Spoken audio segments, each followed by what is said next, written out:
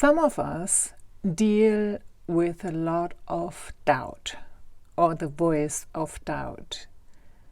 Let me give you an example. Maybe you've just decided to do something after long thoughts about it, and you're finally gonna do it. You're selling the car or whatever it is, and you did it, and then afterwards the voice of doubt comes in and tells you, oh, maybe this wasn't such a good idea after all. You should have done this, you should have done that.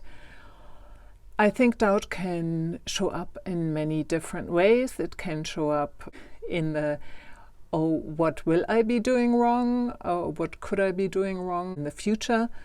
And in the past, what have I been doing wrong? And when you're trying to come to a decision, what could be wrong? I want to make one thing clear though. I think that doubt has a function and is important because it shows us as well when things are not working anymore. The thing is, when we don't deal with it, it can become very intrusive and we can get caught up in the rumination cycles. I was in such a cycle not a long while ago because I made this huge move from Ireland to Portugal. I had to let go of many things. And when I finally had arrived in Portugal, I was staying with a friend. I wasn't in my own place yet. I had this really strong voice of doubt coming up, talking to me and telling me that this wasn't a good decision and how could I have done this and that. And it was very hard to escape it. So what I did is I sat down and I wrote a letter to Mr. Doubt. That's what I called it.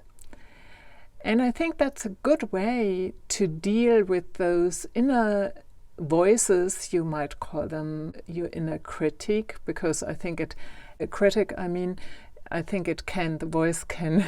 voice of doubt can connect with the inner critic and it becomes one thing. So I think writing a letter or talking or communicating with those voices directly without making them wrong, but at the same time putting them into their place is a good idea. It might be something like, hello, Mr. Doubt. I see you, you're here, you're working very hard. I know you want to just keep me safe, but I think you deserve a break. Why don't you go over to the hammock and just lie in there and relax for a little bit? I've got this.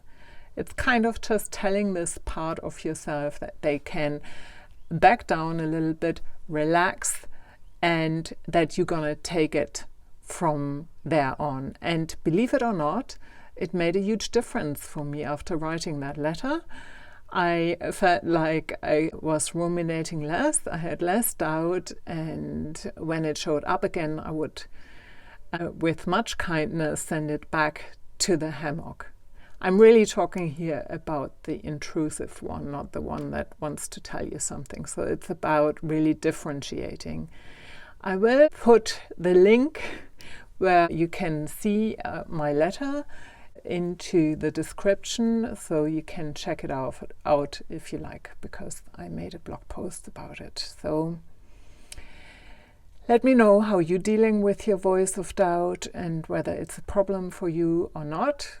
And yes, take good care. This was Anja Kersten, life coach and artist. Bye-bye.